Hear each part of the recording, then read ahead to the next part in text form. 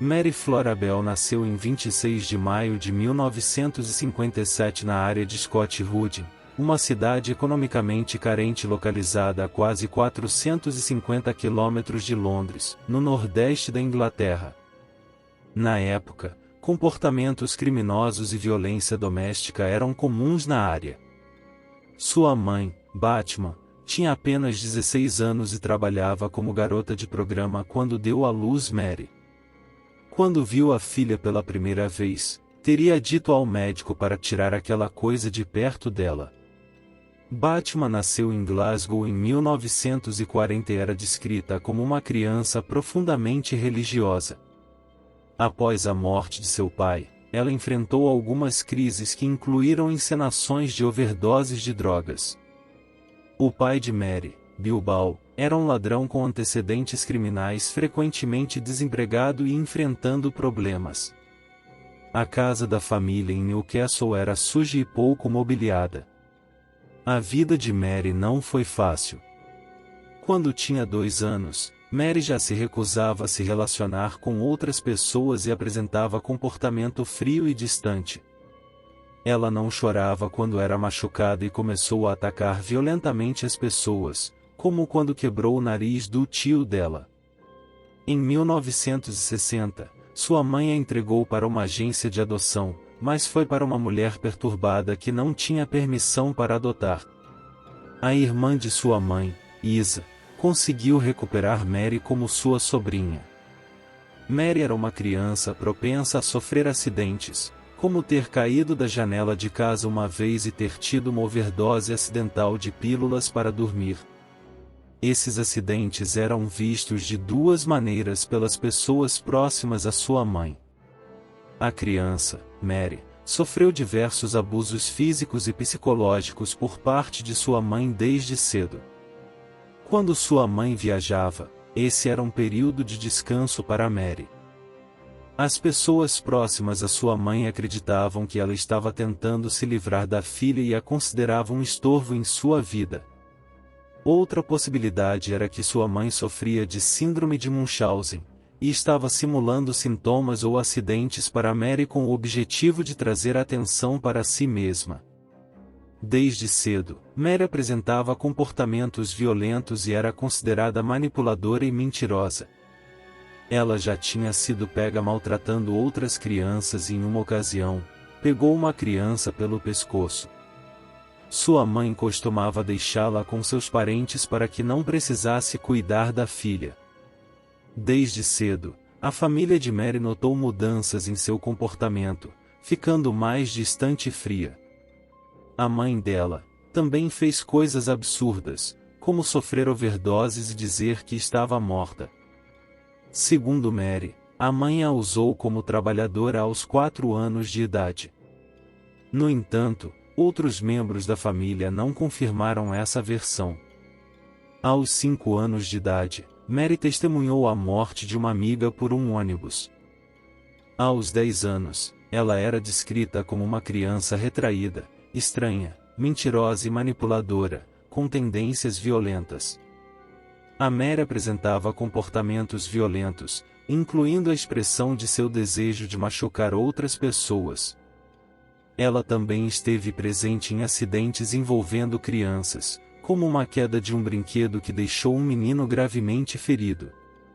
Depois de mães terem relatado esse comportamento à polícia, Mary foi chamada para uma conversa e assistiu a uma palestra sobre violência.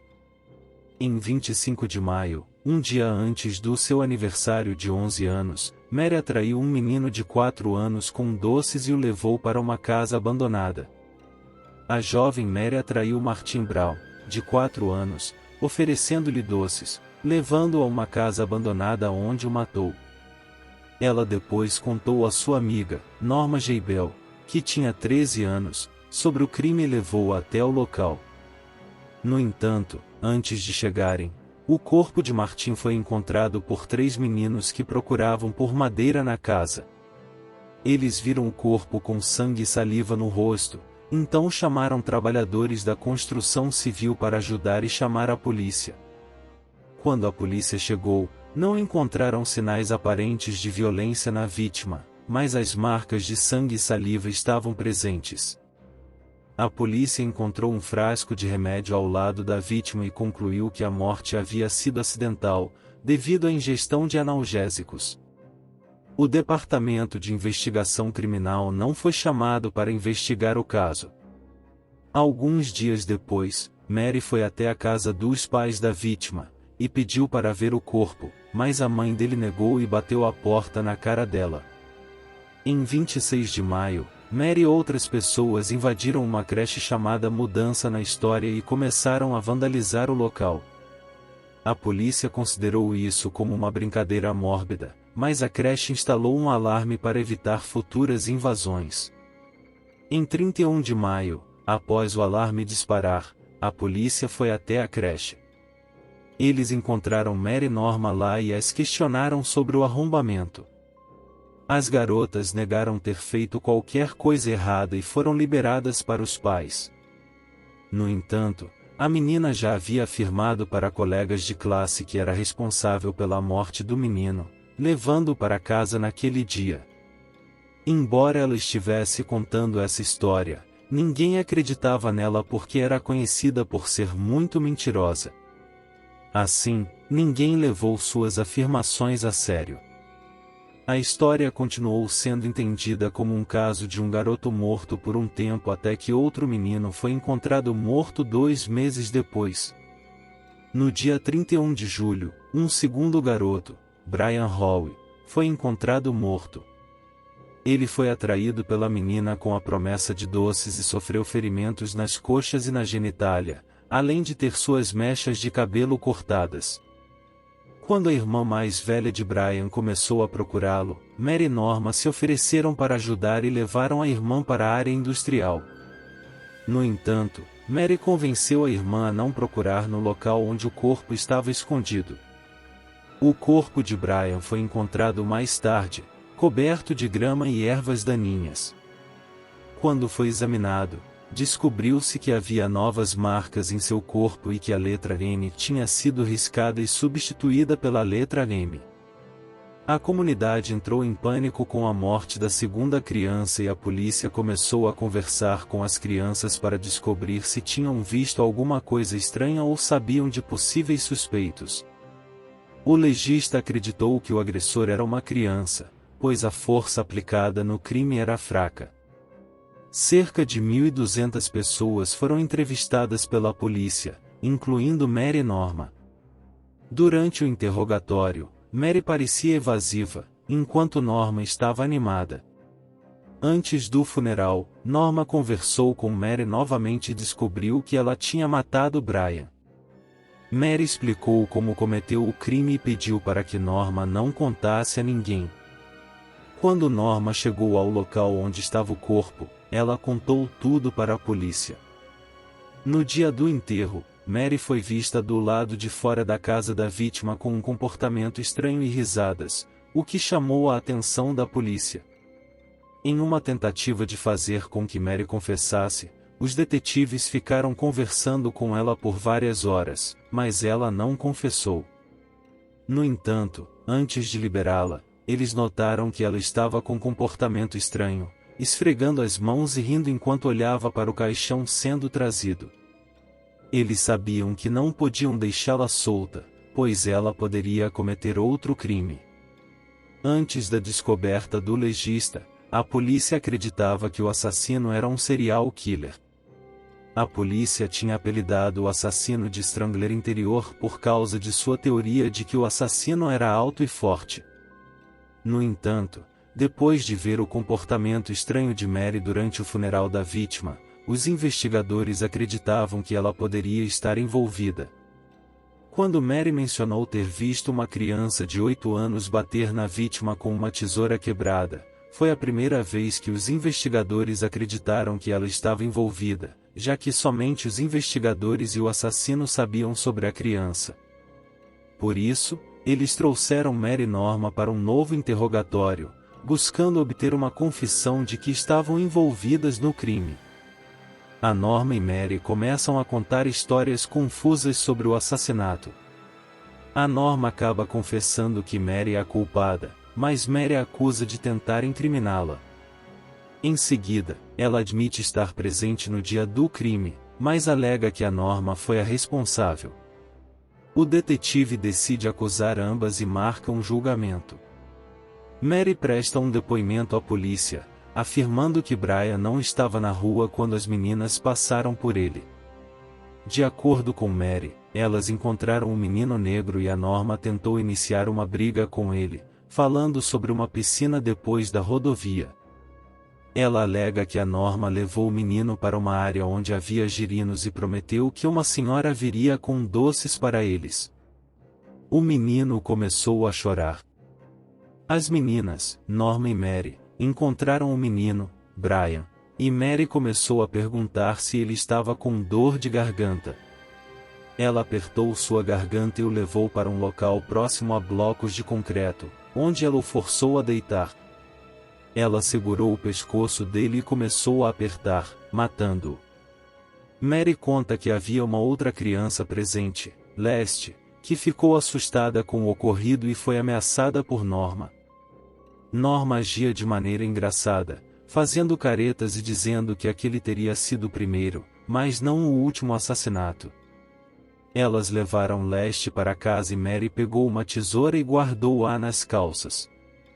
Ela queria escrever um bilhete na barriga do garoto, mas Mary negou e ela pegou uma lâmina de barbear. As duas meninas foram presas em 5 de agosto de 1968 na delegacia de polícia de New Jersey West. Durante a noite de sua prisão, as meninas gritavam umas com as outras e Mary apresentava incontinência urinária, temendo molhar a cama e ser humilhada por sua mãe. Durante sua prisão, ela também foi vista dizendo coisas estranhas aos funcionários, como "eu gosto de machucar coisas pequenas que não podem se defender". O julgamento ocorreu em dezembro de 1968, com o promotor Rudolph Lyons apresentando sua acusação contra Norma e Mary. Ele argumentou que elas mataram Brian Hall e Martin Brown por prazer e emoção, e apresentou evidências como análise de caligrafia dos bilhetes deixados na creche e fibras encontradas nas vítimas que combinavam com as roupas das acusadas. No entanto, Norma e Mary alegavam sua inocência e atribuíam o crime a outra pessoa. A mídia intensificou a pressão sobre as acusadas, retratando Norma como uma jovem assustada e frágil, enquanto a família dela demonstrava amor e cuidado por ela no tribunal. O julgamento ocorreu em dezembro de 1968, com o promotor Rudolph Lyons abrindo o julgamento afirmando que acreditava que as duas, Norma e Mary, haviam cometido os assassinatos de Brian Hall e Martin Brown. Lyons apontou comportamentos suspeitos das duas como motivo para sua acusação. Em contraste, Norma foi retratada como uma garota assustada e frequentemente chorosa durante o julgamento, enquanto Mary aparentava ser desafiadora e sem emoção. A mãe de Mary teve um comportamento escandaloso durante o julgamento e não parecia apoiar a filha. Médicos disseram que uma queda que Mary sofreu na infância poderia ter causado danos cerebrais. A mídia retratou como uma aberração da natureza e nascida do mal. O júri acabou concordando com a acusação de homicídio culposo em razão de responsabilidade diminuída e Mary foi condenada. No dia 17 de dezembro de 1968, o julgamento em Newcastle terminou com a Norma sendo absolvida porque foi considerada cúmplice voluntário influenciado por Mary. O julgamento concluiu que a menina era perigosa e uma ameaça séria à vida de outras crianças, então ela foi condenada a cumprir a prisão ao prazer de Sua Majestade, o que significa uma prisão por tempo indeterminado. Inicialmente, ela foi enviada para a unidade de segurança em Red Bank Center e ficou lá de fevereiro de 1969 a novembro de 1973. Depois de ser presa, Mary tornou-se objeto de interesse da mídia britânica e também de uma revista alemã. Sua mãe frequentemente fornecia histórias à imprensa e, em várias ocasiões, entregou textos que afirmava ter sido escritos por Mary enquanto estava presa. Em 1970, Mary acusou um guarda da prisão de assédio sexual, mas ele foi absolvido no tribunal. Após passar 8 anos em institutos para jovens infratores, Mary foi transferida para a prisão aberta em Durham, onde conseguiu fugir com 2 meninos em 1977. Eles ficaram foragidos por 3 dias antes de serem recapturados pela polícia. Devido à fuga, Mary perdeu o privilégio na prisão por 28 dias. Ela também morou em um lar para meninas em Cranlington Lodge, em Northumberland, antes de ser libertada da prisão aberta em Camp Hill após 12 anos. Em 1980, aos 23 anos, Mary Bell foi libertada sob licença, o que significava que ela ainda estava cumprindo sua pena, mas vivendo em comunidade sob rigorosa liberdade condicional. Ela recebeu uma nova identidade e anonimato para conseguir viver uma vida mais discreta, longe da perseguição dos tabloides. No entanto, ela teve que se mudar várias vezes para escapar da atenção pública. Mary acabou se casando e teve uma filha em 1984. Sua filha só soube dos crimes da mãe quando tinha 14 anos. Em 1980, aos 23 anos, Mary foi libertada sob licença, o que significava que ela ainda estava tecnicamente cumprindo sua pena enquanto morava na comunidade. Lá estava sob estrita liberdade condicional e recebeu uma nova identidade e anonimato para levar uma vida mais privada e evitar a atenção dos tabloides. Apesar de se mudar com frequência para escapar da imprensa e do público, os tabloides sempre conseguiam encontrá-la. Mary acabou se casando e teve uma filha em 1984, 16 anos após seu primeiro crime. A filha só soube dos crimes da mãe aos 14 anos. Em 1988, jornalistas cercaram a casa de Mary, que ficava à beira-mar, e ela e a filha tiveram que se cobrir com lençóis para escapar despercebidas. Em 1998, Mary recebeu 50 mil euros por colaborar em um livro sobre sua vida, Crazy Heart, The Story of Mary Bell, escrito pelo autor Varene Sereni. O livro discutia a infância difícil e os crimes de Mary. O governo britânico de Tony Blair tentou bloquear a publicação, alegando que um criminoso não deveria lucrar com seus crimes, mas a tentativa falhou e o material foi publicado. O autor já havia escrito um livro sobre Mary em 1972 chamado Mary Bell, A Case of Child Murder. Em 21 de maio de 2002, Mary e sua filha receberam o direito ao anonimato pelo resto de suas vidas por uma decisão da Suprema Corte. Inicialmente, a filha tinha direito ao anonimato até os 18 anos, mas Mary lutou para mudar isso e conseguiu. Atualmente, Mary e sua filha estão sob custódia protetora e seu endereço é mantido em segredo por ordem judicial. Como Mary mudou de nome ao ser libertada, as pessoas não sabem sua identidade atual, mas só conseguiram rastreá-la devido ao marido. Mary e sua filha permanecem anônimas.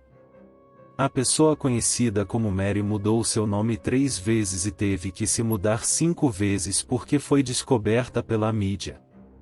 Em 2009, aos 51 anos, ela se tornou avó. A filha dela teve um filho e eles conseguiram manter a privacidade da criança. Essa ordem judicial foi atualizada para proteger não apenas o neto de Mary, mas também qualquer pessoa futura. Isso deixou as famílias das vítimas indignadas, pois acreditam que Mary é privilegiada enquanto as vítimas não têm os mesmos direitos. Hoje, aos 65 anos, Mary vive sob a lei do anonimato e seu paradeiro é desconhecido. E aí galera, eu queria muito agradecer por ter assistido. Se você chegou até aqui e gostaram do vídeo, sinta-se à vontade para deixar seu feedback nos comentários. Curta, compartilhe e inscreva-se se você gosta desse tipo de história. Se você tem uma história pessoal que você gostaria de enviar, mande pelo e-mail na descrição do vídeo. Muito obrigado pessoal por ter assistido e espero que vocês tenham uma ótima vida.